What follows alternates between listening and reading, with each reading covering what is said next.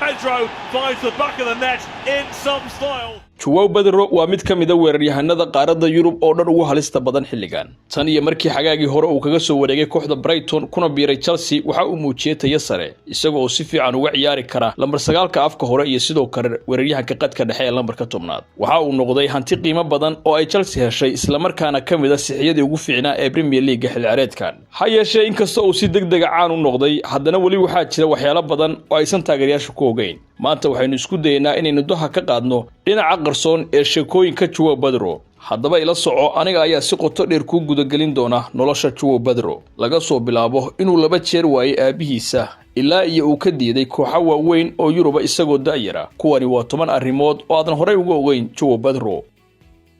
marka hore ma ogtahay in magaciisa dhabtaahi uusan ahayn kaliya Joao Pedro. dad badani waxay u maleynayaan in Joao uu yahay magaciisa bilowga ah Pedrona uu yahay magaciisa labaad balse sidaasi ma ahan ee magacani waa mid isku dhafan oo la soo gaabiyay waana sababta ugu xirto Joao Pedro dhabarkiisa fanaanad kasta. magaciisa oo buuxahay waa Joao Pedro Junqueira de Jesus. Junqueira waa magaca labaad ee hooyadiis halka Jesusna uu yahay magaca labaad ee aabihiisa. taasi oo ah habka inta badan caruurta reer Brazil ay magacooda u qaataan balse Joao Pedro waxa uu doortay inuu ku ekaado kaliya magaciisa hore. malaha sababtuna waa inuu yahay mid sahlan oo isku haboon. haddii aad baratay magaciisa dhabta ahna aynu u gudubno waxyaabaha kale ee muhiimka ah. Joao Pedro waxa uu ka dhashay qoys kubadda cagta ku lug leh. aabihiisa Jose Joao de Jesus waxaa loo yaqaanay Chicao. waxa uu ahaa ciyaaryahan xirfadle ah oo soo ciyaaray kooxo badan oo ay ka mid tahay kooxda Botafogo SB ee ka dhisan São Paulo. taasna waa inaadan ku qaldin kooxda Botafogo FR ee iyaduna caanka ka Rio de Janeiro. Chicao waxa uu ka mid ahaa kooxdii gaartay finalka tartanka loo yaqaano Campeonato Paulista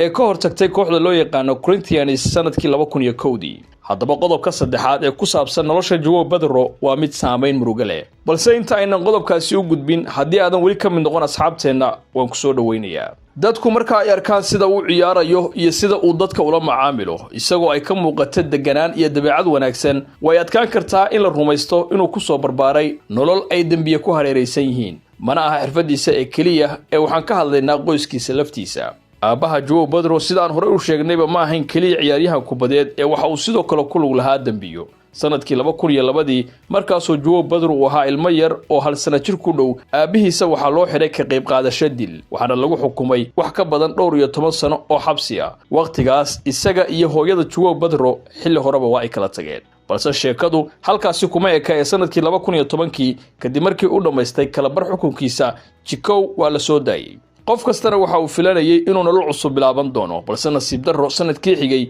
mar kale ayaa la xiray kadib markii lagu helay inuu dadku cabsi geliyay qori. arrintani waxay ka dhigtay Joao Pedro inuu noqdo aabba la'aan hooyadiisna ay kaliya la halgantay noloshiisa inkastoo iyadu ay la daalaa-dhacaysay mas'uuliyadda. taasi waxay dhalisay Joao Pedro inuu dadaal kasta sameeyo si uu u guuleysto isla markaana u hubiyo in nolosha hooyadii ay ku dambayso mid wanaagsan. sidaa daraaddeedna kubadda cagta ayuu ka dhigtay xalkiisa. Joao Pedro waxa uu kubadda cagta bilaabay isagoo aad daayar u ah isagoo ku biiray akaademiyadda daayarta ee kooxda Fluminense isaga oo jira da'da 9 sano. balse waa laga yaabaa inaadan ogeyn inuu xilligaasi ahaa mid ka ciyaara burburyaha qadka dhexe. marka aad eegto sida uu kubadaha ugu joogto goolka iyo sida fudud oo uu daafacyada uga dhex baxo dabcan way adkaan doontaa inaad rumaysatid ninkan ayaa ka ciyaari jiray lambar 6. si kastaba ha ahaatee kadib markii uu si degdeg u koray intii uu daayarta ku jiray tababarayaashu uma aysan arkaynin inuu ku haboon yahay booska burburyaha qadka dhexe. sidaa daraaddeedna waxay go'aansadeen in loo kaxeeyo dhinaca weerarka hore. halkaasi ayuu si weyn ugu guuleystay isagoo ku fiicnaaday ka ciyaarista lambarka 9 ee afka hore iyo weerarka qadka dhexe ee lambar 10 loo yaqaano. qodobka xigaahina dabcan waa uu ka yaabinayaa ma ogtahay in Joao Pedro uu heshiis England ka helay ka hor inta uusan xitaa ciyaarin kulankiisii ugu horeeyay ee heerka sare. waxa uu ahaa mid aad hiboolo u ah xilligiisii daayarta ee kooxda Fluminense ilaa iyo uu soo jiitay indhaha kooxa caalamiga isagoo daayar ah bishii Oktoobar 2018 dhowr toddobaad kadib markii uu buuxiyay da'da 17 sano. kooxda Watford ayaa 5 sano oo heshiis la gaartay kaasoo bilaabanayay bishii Janaayo 2020.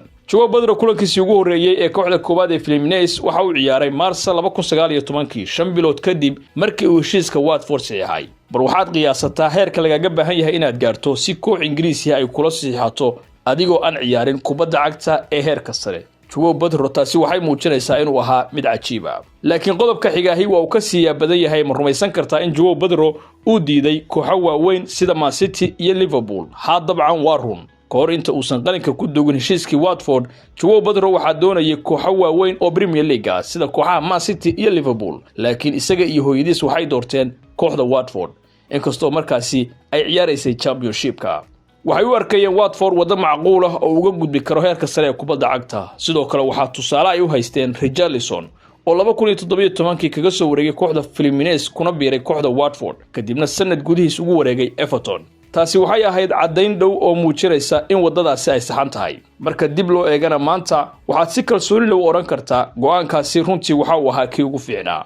haddana aanu gudubno 2021 waqtigaasi oo Joao Pedro uu ciyaarayay kooxda Watford.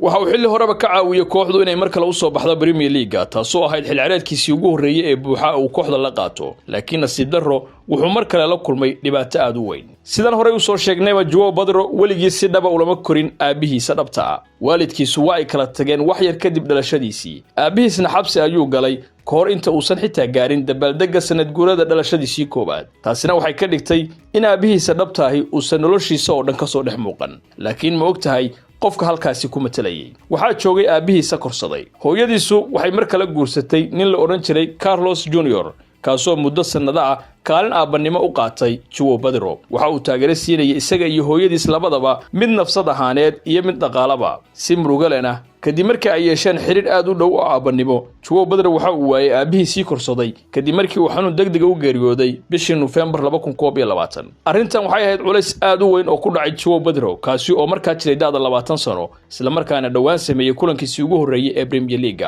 dhab ahaantii arrintani aad ayay u saameysay ilaa iyo heer markii ugu dambeyn uu dhaliyay goolkiisii ugu horeeyay ee Premier League 20 November 2021 kulankii ay la ciyaareen Manchester United uu goolkaasi u hubeeyay aabihii korsaday ee geeriyooday Carlos Junior. si kastaba ha ahaatee kadib markii uu si weyn uga soo dhex muuqday Watford, Joao Pedro waxa uu helay fursad uu ugu wareegi karo kooxda Brighton sanadkii 2023 taasoo ka dhigtay saxiix ugu qaalisanaa ee taariikhda waqtigaasi kooxda. tan iyo markaasna wuxuu hoos ugu dhacay kaalinta afraad ee listiga saxiixyada ugu qaalisan taariikhda Brighton kadib markii ay kooxdu la soo wareegtay xidigaha kale ah Jorginho Rutter iyo Kubo Minte iyo xidiga la yiraahdo Castolas sanadihii 2024 iyo 25. xil ciyaareedkaasi Joao Pedro waxa uu taariikh dhaba ka sameeyay Brighton kadib markii uu dhaliyay goolashii ugu horeeyay ee abid kooxdu ay ka dhaliso tartamada Yurub, waxaana uu 2 gool ka dhaliyay kulan Europa League ah oo ay la ciyaareen kooxda la yiraahdo AEK Athens bishii September 2023 taasoo ka caawisay kooxda Ingiriiska ahi inay gaaraan guul weyn. wuxuu sidoo kale ka caawiyay Brighton inay ku dhameystaan halka ugu sareysa groupkooda